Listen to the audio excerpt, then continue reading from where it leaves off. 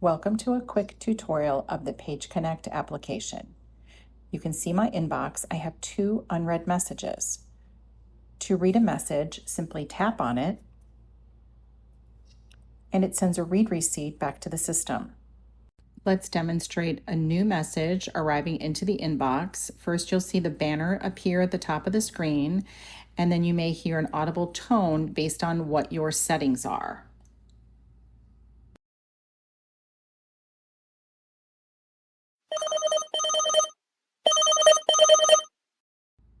And there's the audible tone.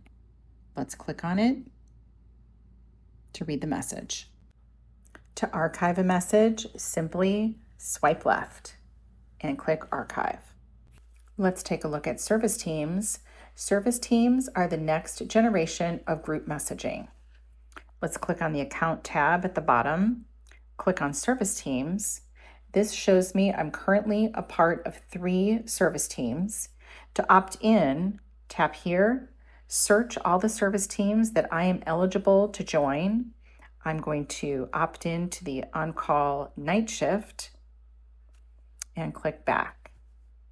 Now you can see that's added to my list of service teams. To opt out, we do just the opposite. Let's go back to the on-call evening shift, click opt out, uncheck it, and click back. Let's take a look at service team schedules. You can see at the bottom, I'm on 2 repeating scheduled service teams. So let's look at this last one here, General Hospital Sales. I'm going to edit that, and I'm going to go in and select, let's see, we don't want to work Saturday, Sunday, Friday. I'm just going to work Monday through Wednesday, and I'm going to click Save. Let's look at changing our status. I'm on the Account tab, and you can see that my current status is available with a green check mark. If I want to change that, I can select busy or off duty.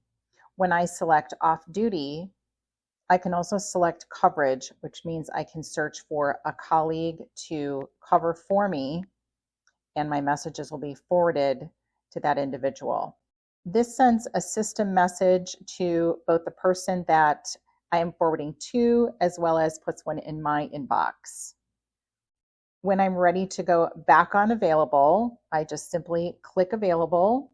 The person will receive a message that my messages are no longer being forwarded. For the last item in this tutorial, let's look at scheduling a future status. I'm in the Account tab. I'm going to go to Schedule Status. I see I don't have any scheduled status to display, so I'm going to click the plus sign. I'm going to select a status. Let's just use busy for this one. A start date, I'm going to select tomorrow. And we'll do 1 p.m. through 4:30 p.m. I'm not going to select any coverage. My auto response is that I'm going to be busy, and I click Save.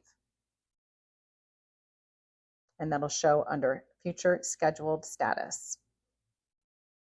For more information, please visit americanmessaging.net, click on AMS Connect, and search for Quick Start Guides.